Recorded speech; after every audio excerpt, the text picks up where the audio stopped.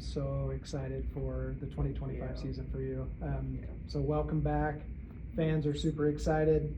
I'll say it again, congrats on the engagement.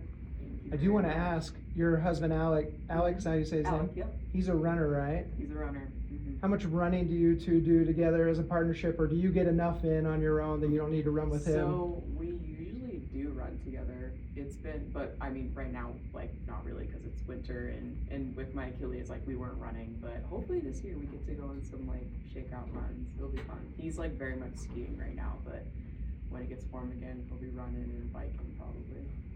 You brought up the big A word, Achilles. Yesterday with low flow, we were able to get a really good lesson in her bilateral compartment syndrome. Oh, did she break it down? She broke it down really well. I still don't understand how it works. She could go into medicine with how well she described that. It was amazing.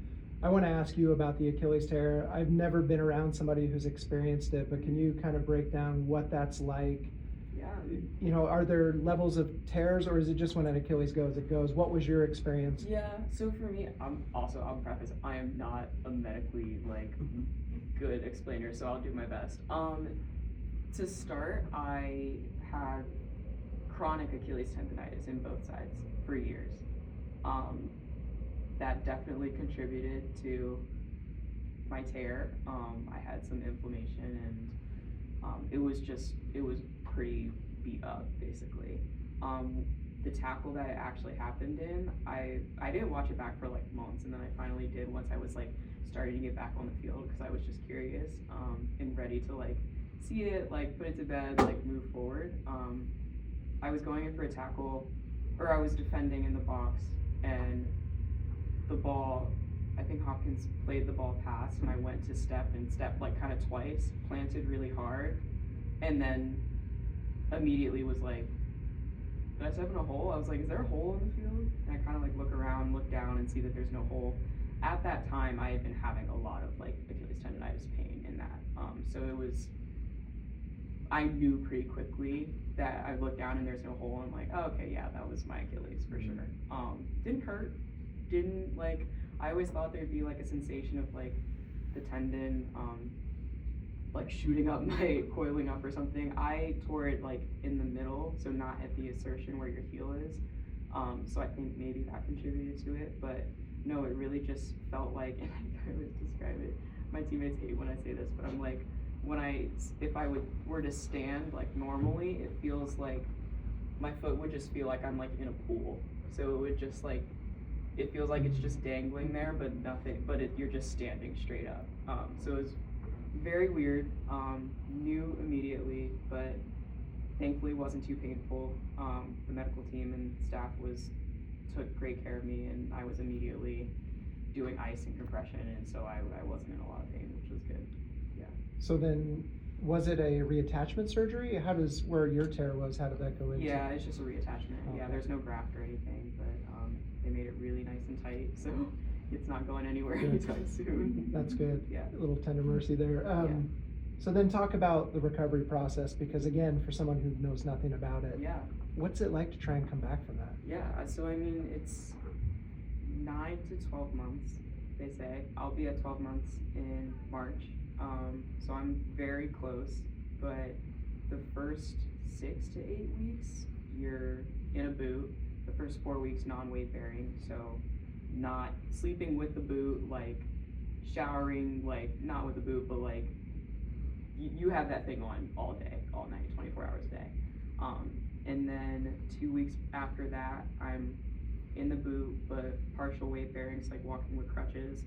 2 more weeks, I'm walking in the boot, and then you get to progress to walking out of the boot.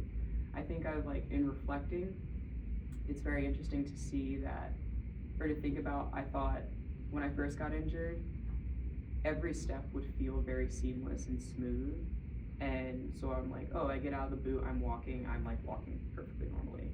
No, like with my Achilles, the way they do the repair, because they make it so tight, and because there's the worry now with better understanding of rehab and such, like you don't want to stretch that tendon too early, because then it can lead to down the line like less elasticity and explosiveness when you're running if you stretch it out too early. So there's a big priority on keeping that tension as long as possible, but because of that, I was walking around like bow-legged for like 2 weeks because it was just taking time to lengthen and loosen up naturally.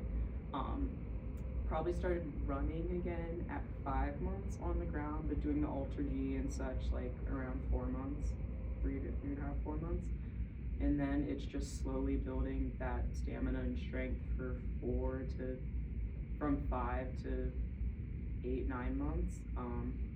The part where I'm at right now is like very end stages. We're working on that end range strength in my calf. So like if you're in like a runner's pose pushing off on your calf, the highest part is still hard, is still like something that I have to get stronger with. So we're building that, we're working on really hard on that, but you know, we're really close. And I'm at 11 months now? No, 10 months, did I just say that? 10 months now. So we do a lot of testing on my calf strength and symmetry between like the left and right side of calf, foot, plantar flexion, like dorsiflexion, to make sure that everything is aligning properly. So yeah, it was very intensive, but you know, that's part of the journey. So for us fans who really want to see you out there, like how soon do you think you can be on the pitch? How soon could you be inserted into the lineup? Well, I mean, that's probably a Jimmy question more than me, but I mean, in terms of like playing wise, I think the goal is to be fully back in training, hopefully within like end of February. Very good. Yeah. Well, we're way excited. I do have to ask this, and then anybody else, sorry I'm hogging it, but Darian Jenkins made an amazing comment about you. I don't know if you got to hear it. It was around Martin Luther King Jr. Day, and she very much applauded all of the work that you do off field, the things that you care about, and so I'm just curious, would you be willing to talk about those things that you do advocate for and all the good work that you do off the pitch and you know what it means to you? Thank you so much. Well, Darian's a great friend, and she's just a phenomenal person to know, and is like such an ambassador for our sport. So that's really, she's awesome, and she's a very cool person. So that means a lot to me.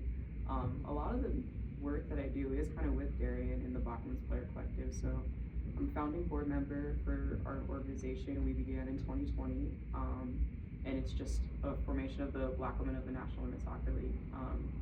We aim to elevate the image and representation of Black women in and across sport, especially for younger Black girls coming up through the ranks.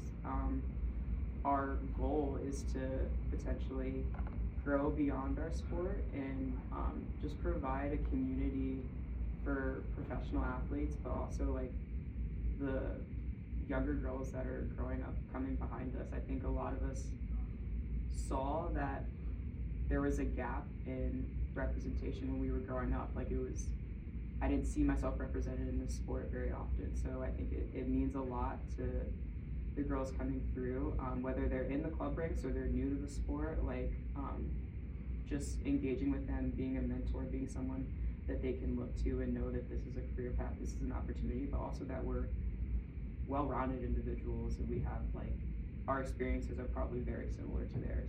So that's been work that I've really been passionate about. It's been such a blessing to be able to kind of like share my identity as a Black woman and help advocate for more representation and rights in our sport, but just like in general. I also do a lot of work with Athlete Ally. I'm one of their professional ambassadors, and I've done a lot of work speaking on trans inclusion, especially for trans women in across sports. So that's something that's also I'm really passionate about, because just the inequality and discrepancy there can be so astounding sometimes. It still surprises me to this day. So I mean, honestly, I just want to be able to use my platform to speak for equality and justice. Like, I'm in such an incredible position, but I know it took a lot of work and it took a lot of people to help get me here. I grew up like middle class background, parents both college educated in suburban Maryland, but that's very fortunate. I was very fortunate that they were able to put me through club soccer growing up, and thankfully that's why I really wanted to work hard to get a full scholarship to go to Duke and help them, but that's not always available to people. The doors that soccer opens are so incredible, and I just want to continue opening those doors for as many people that don't get that opportunity. Thank you, and I mean, your voice is needed locally as well as just in this time, so we appreciate it. Thank you. Thank you. Thanks for asking the question. I appreciate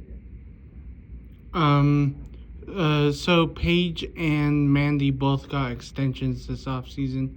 What does it mean to have them locked in as leaders in the locker room? They're great friends of mine. Like I've grown up,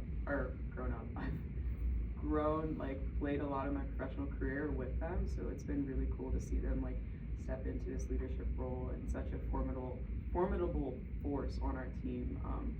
They're great in the locker room, and they just have a good sense of themselves and what the team needs. So I think like it's really important that we have them going forward.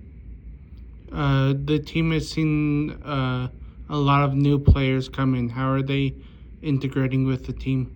Yeah, I think pretty well. Like we have a lot of different personalities, which is also nice too. Like some are bigger personalities and some are like more quiet and reserved. So it's been really fun to get to know everybody. I actually drove here with Anna Guzman today, so it's been nice to just like spend time with people. Jimmy's really big on, especially in team moments, like put your phones away. And we're not like, it's not like we were on our phones a lot before, but it's like I like that he's trying to like carve out intentional time for us to spend together. I think tomorrow afternoon in our second session we're doing like a culture workshop where we're getting to know each other as players. In film today, we're going over film, and it's a clip of, I don't know who it was, but the ball was supposed to be for Nina, and he's like, how does Nina want the ball? And we're like, oh, probably to her feet. He's like, you need to know your teammates. You need to know like what their strengths, what their weaknesses are. We're going to be doing that, so it's not. So it's nice. We have this time to spend together and to get to know one another more. It was good. Awesome, thank you. Yeah.